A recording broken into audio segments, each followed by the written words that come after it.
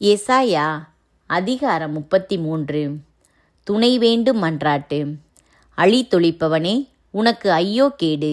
நீ இன்னும் அழித்தொழிக்கப்படவில்லையே. நம்பிக்கை துரோகியே, உனக்கு எவரும் துரோகம் செய்யவில்லையா? நீ அழித்தொழிப்பதை முடித்ததும் நீயும் அழிந்தொழிவாய். நீ நம்பிக்கை துரோகம் செய்தவுடன் உனக்கும் துரோகம் செய்வார்கள். ஆண்டவரே, எங்கள் மீது இரக்கமாயிரும். நாங்கள் உமக்காக காத்திருக்கிறோம். அதிகாலை தோறும் எங்களை காக்கும் கரமாகவும் துன்ப வேளைகளில் எங்களை விடுவிப்பவராகவும் இருப்பீராக. ஆர ஒலி பேரொளியாக கேட்க மக்களினங்கள் பின்வாங்கி ஓடுகின்றன. நீ கிளர்ந்தெழும்போது வேற்றினத்தார் சிதறுண்டு போகின்றனர். பச்சை புழுக்கள் சேர்ப்பது போல் கொள்ளைப் பொருள்கள் சேர்க்கப்படுகின்றன. வெட்டுக்கிளிகள் பாய்வது போல் அவற்றின் மேல் மனிதர் பாய்கின்றனர். ஆண்டவர் மாட்சிக்கு உரியவர், ஏனெனில் அவர் உன்னதத்தில் உறைகின்றார். சீயோனை அவர் நீதியாலும் நேர்மையாலும் நிரப்புகின்றார். உங்கள் காலத்தில் அவரே பாதுகாப்பாய் இருப்பார். அவர் உங்களுக்கு முழு விடுதலை வழங்கி ஞானத்தையும் அறிவாற்றலையும் நல்குவார். ஆண்டவரை பற்றிய அச்சமே அவர்களது அரும் செல்வம். இதோ, வலிமைமிக்க அவர்களுடைய வீரர்கள் வீதியில் நின்று கதறி அழுகின்றனர். சமாதானத்தின் தூதர் மனம் கசந்து அழுகின்றனர். நெடுஞ்சாலைகளில் ஆள் நடமாட்டம் இல்லை. வழி பயணிகள் கடந்து செல்வதும் இல்லை. உடன்படிக்கை முறிக்கப்படுகின்றது. ஒப்பந்தம் மீறப்படுகின்றது. மனிதருக்கு மரியாதையே கிடையாது.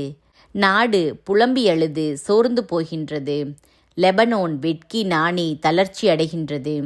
சாரோன் பாலை நிலம் போல் ஆகின்றது. பாசானும் கர்மேலும் இலையுதிர்க்கின்றன. பகைவருக்கு ஆண்டவரின் எச்சரிக்கை. ஆண்டவர் கூறுகின்றார், இப்பொழுது நான் எழுந்தருள்வேன். இப்பொழுது என்னை உயர்த்தி கொள்வேன். இப்பொழுது என்னை மாட்சிமைப்படுத்துவேன். நீங்கள் பதரை கருத்தாங்கி வைக்கோலை பெற்றெடுத்தீர்கள். உங்கள் உயிர் மூச்சு நெருப்பாகி உங்களையே எரித்துவிடும். சுண்ணாம்பு நீற்றப்படுவதைப் போல் மக்களினங்கள் பொசுக்கப்படுவார்கள். முட்கள் போல் வெட்டுண்டு நெருப்புக்கு இரையாவார்கள். தொலையில் உள்ளோரே, நான் செய்வதை கேளுங்கள். அருகில் உள்ளோரே, என் ஆற்றலை அறிந்து கொள்ளுங்கள். சீயோன் வாழ் பாவிகள் அஞ்சுகின்றனர். இறைப்பற்றில்லாதவரை திகில் ஆட்கொள்கின்றது. சுட்டெரிக்கும் நெருப்பில் நம்மில் எவர் தங்குவார்? என்றென்றும் பற்றி எரியும் தணலில் நம்மில் எவர் இருப்பார்? நீதி நெறியில் நடப்பவர் நேர்மையானவற்றை பேசுவார். கொடுமை செய்து பெற்ற வருவாயை வெறுப்பவர், கையூட்டு வாங்க கை நீட்டாதவர், இரத்தப்பழி செய்திகளை செவி கொடுத்து கேளாதவர், தீயவற்றை கண்கொண்டு காணாதவர், அவர்களே உன்னதங்களில் வாழ்வர். கற்பாறை கோட்டைகள் அவர்களது காவல் அரணாகும்.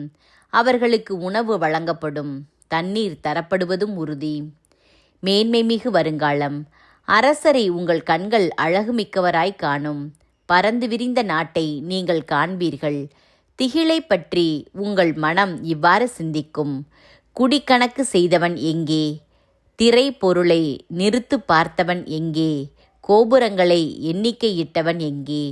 உங்களுக்கு விளங்காத குளறுபடியான பேச்சையும் புரியாத வேற்று மொழியையும் கொண்ட காட்டுமிராண்டி மக்களை நீங்கள் மீண்டும் காண மாட்டீர்கள். நம் விழாக்களின் நகரான சீயோனை பார். அமைதியின் இல்லமாகவும் பெயர்க்கப்படாத முளைகளும் அறுபடாத கயிறுகளும் கொண்ட அசைக்க முடியாத கூடாரமாகவும் எருசலேம் இருப்பதை உங்கள் கண்கள் காணும்.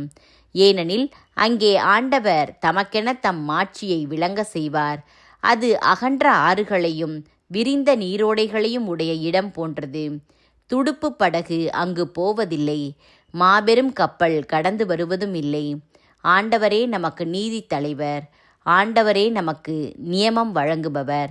ஆண்டவரே நமக்கு வேந்தர். அவரே நமக்கு மீட்பு அளிப்பவர். உங்கள் வடக்கயிறுகள் தளர்ந்து தொங்கும். அவற்றால் பாய்மரத்தை நிலையாய் பிடிக்க இயலாது. பாய் விரிக்கவும் முடியாது. அப்பொழுது திரளான கொள்ளைப் பொருள் பங்கிடப்படும். முடவரும் கொள்ளைப் பொருளை சூறையாடுவர். சீயோனில் வாழ்பவர் எவரும் நான் நோயாளி என்று சொல்ல மாட்டார்.